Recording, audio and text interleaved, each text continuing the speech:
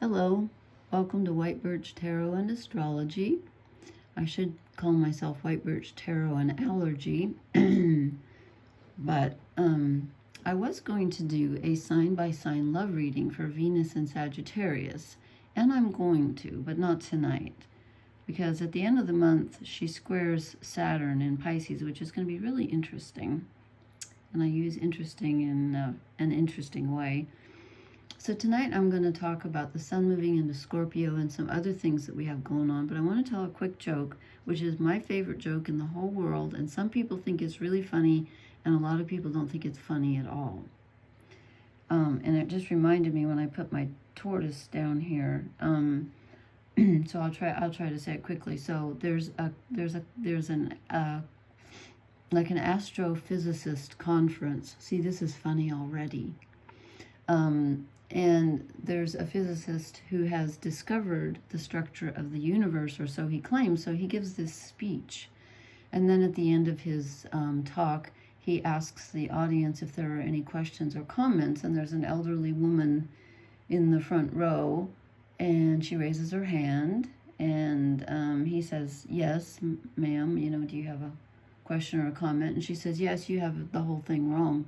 And he says, "Oh, really? I do. Okay." She says, "Yeah." And he says, "Well, what's your idea, or what's wrong about my idea?" And she says, "Actually, the earth is sitting on the back of a giant tortoise." And I think that comes from a Native American tale or something, because I've read that somewhere, or some cultures believe that. But anyway, so she says, "The earth is sitting on the back of a giant turtle." I think she says turtle, not tortoise. And he says, "Oh, really? Okay. So may I ask what's under the turtle?" And she says, "Oh, it's turtles all the way down."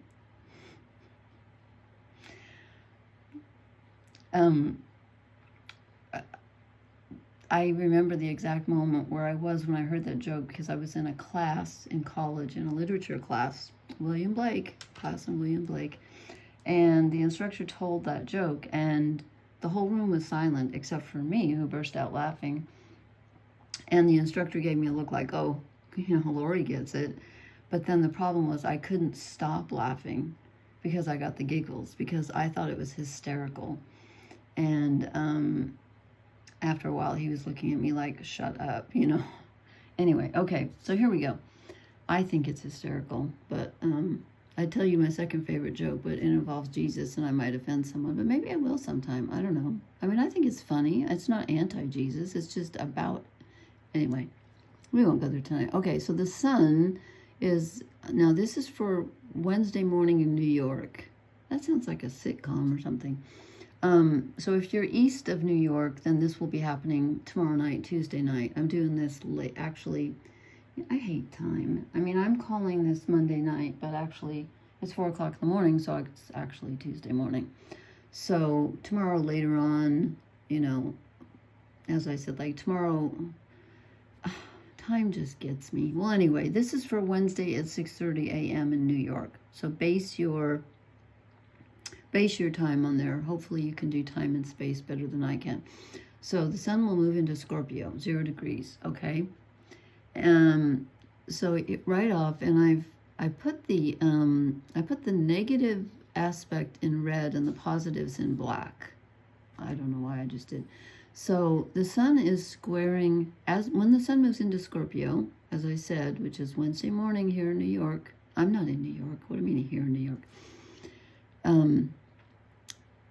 The sun moves into Scorpio, which is ruled by Pluto, and the sun immediately squares Pluto, which is at the tail end of Capricorn, just getting ready to move out in November. So I think that's really interesting that the sun moves into the sign ruled by Pluto, and they're squaring each other. So your self, your consciousness, I was reading about the sun. I like to read astrology stuff all the time. And there seems to be some conflicting ideas. I thought the sun was like your whole self, all of you, your shadow, your feminine side, your masculine energy side, your like everything, your purpose, why you're here on earth in this lifetime. And then I was reading something that made it sound more like it was the ego. And I thought the ascendant was the ego. I'm sticking to that. So anyway, so who you are, yourself with a capital S, is going to be at odds with the god of the underworld. And the sun is not particularly, I had a list somewhere of the I don't know where it is. There's certain signs that, that planets like to be in. I'm pretty sure the sun does not like to be in Scorpio. I can't remember if it might be in detriment here. But the sun is about, consciousness and light and drama and romance and love and clarity, and Scorpio is about diving down into the depths of the underworld to see what treasures and horrors are hidden down there. So anyway, there's that. Everything else is pretty positive though. Mercury is let's see, what aspect is it? Mercury is trining, which is very positive, Saturn in Pisces. Mercury's in Scorpio also.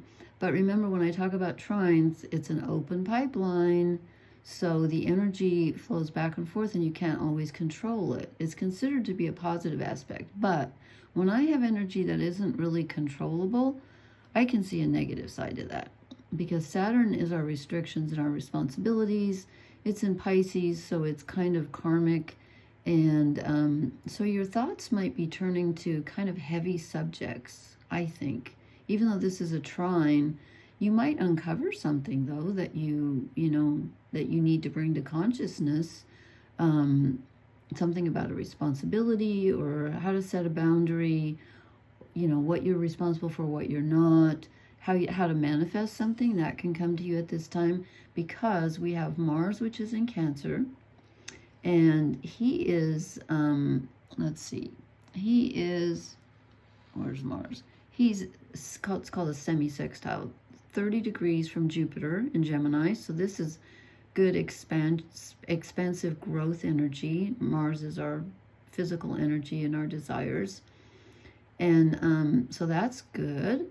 And then he's making a true sextile, 60 degrees to Uranus. So there could be some sudden desire or a new idea to do something physical.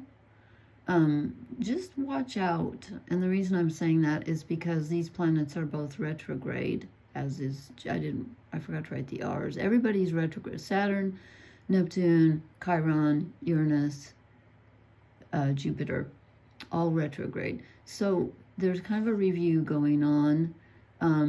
Just don't move too fast, even though you might kind of feel like it, because you need to stop and think about what you do before you do it, even though you might have some really good ideas. And I don't know, you might just have like a new desire might just pop in your mind. And again, you might have some luck with this Jupiter aspect to Mars. Just, it depends on where your planets are too. And Uranus and Neptune are in good aspect to each other.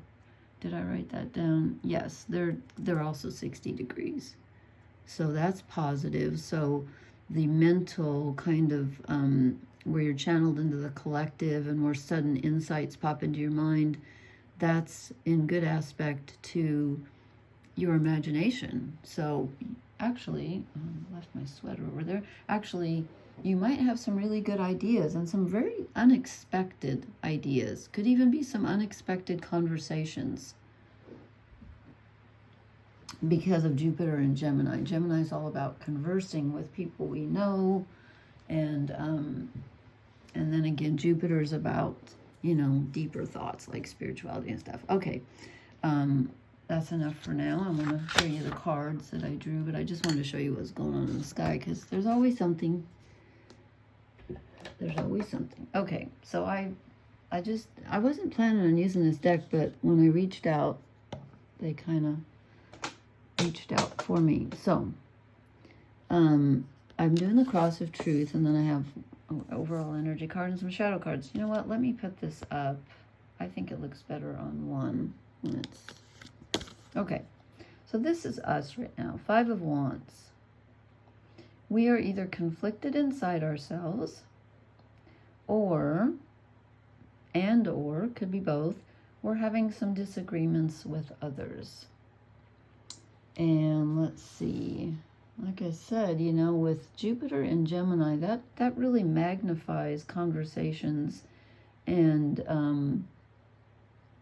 Mars rules our tempers too. So even though, you know, that's essentially a positive aspect, it could still kind of trigger you could be a little bit more angry right now than normal, because of that Jupiter influence, which exaggerates everything.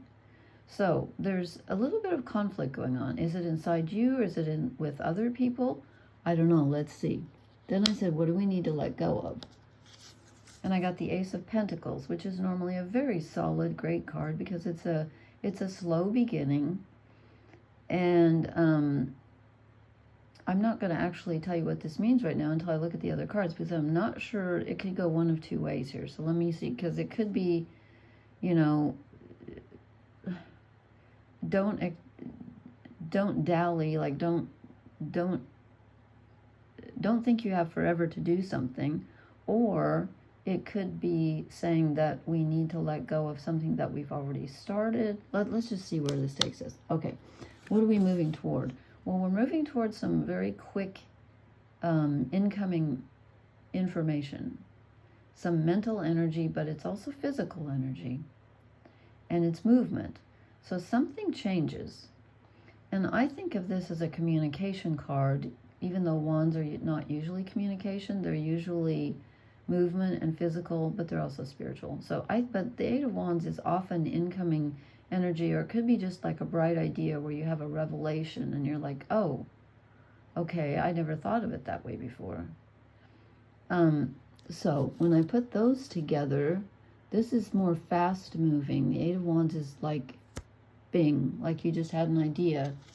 And I think it might be telling you kind of to knock yourself out of, I'm going to call, do you guys use the word doldrums?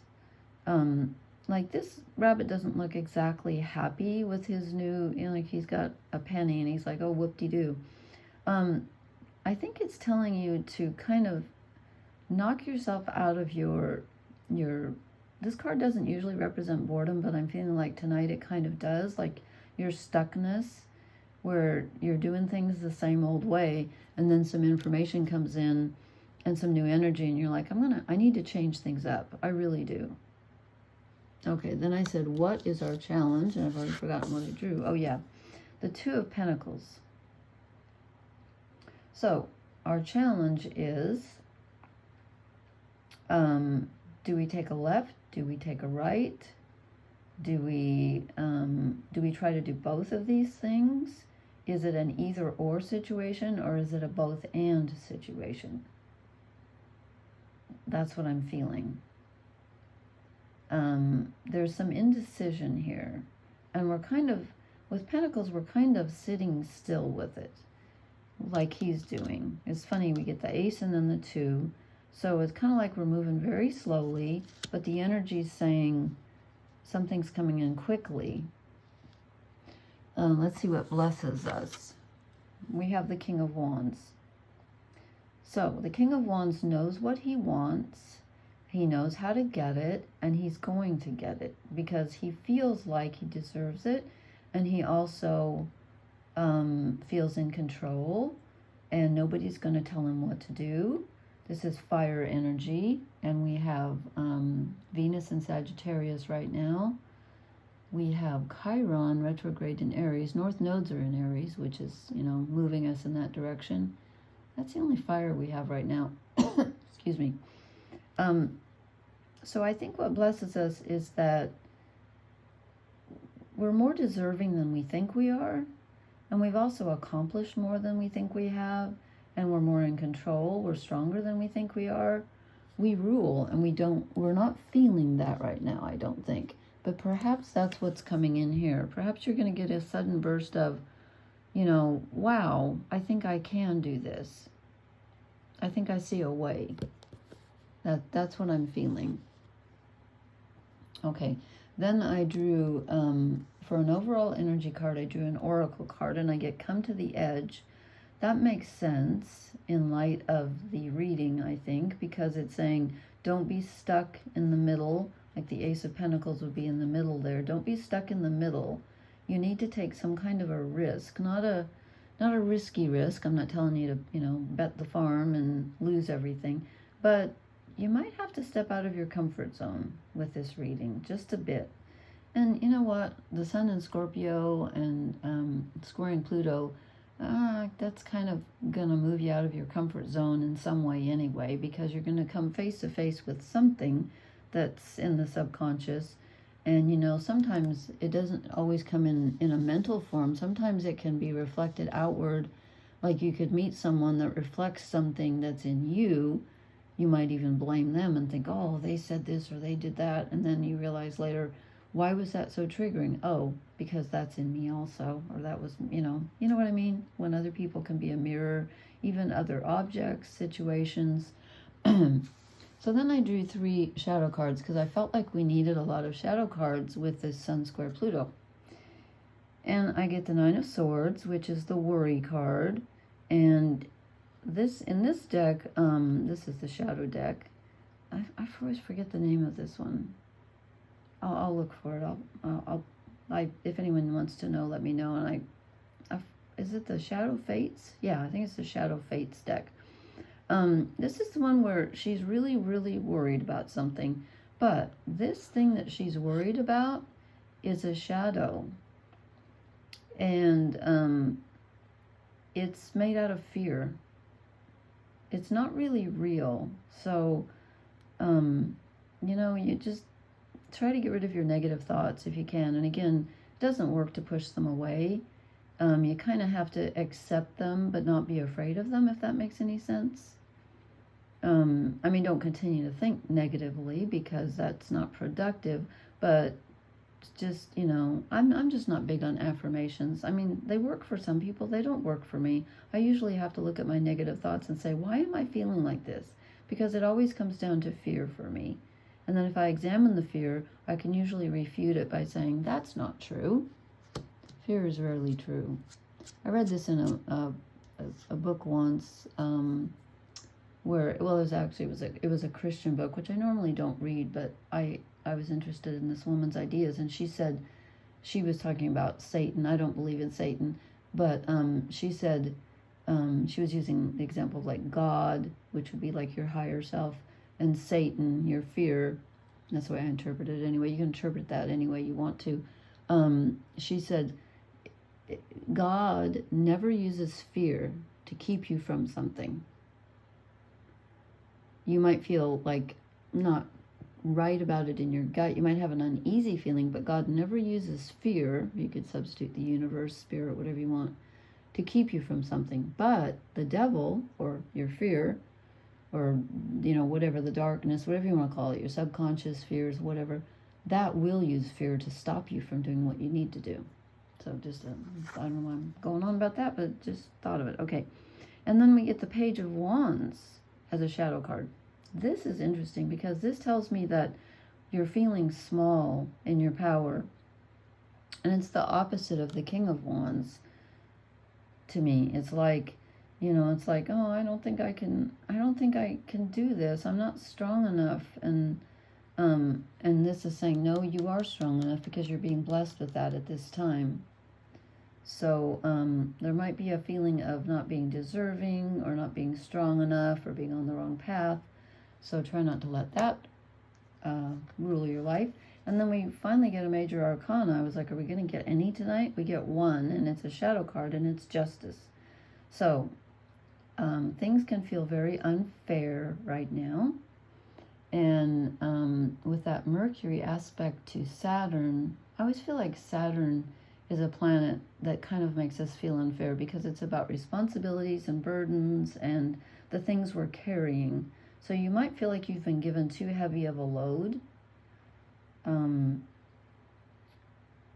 it's interesting because the sun just moved out of Libra, or it's like as I speak, it's moving out of Libra into Scorpio.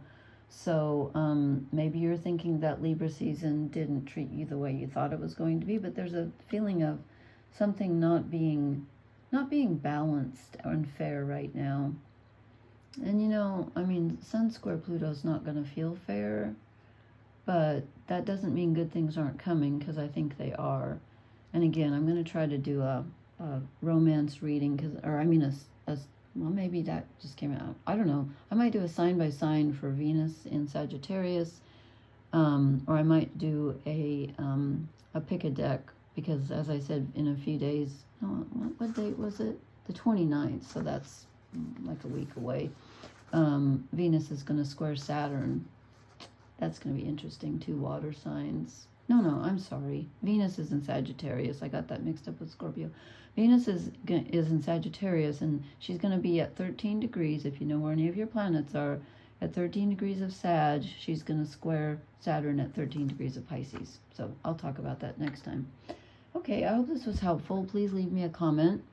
Hit the like, share, and subscribe buttons if you want to. I would appreciate it. And I will talk to you later. If you have any questions, leave me a comment. Thank you. Good night. Blessings.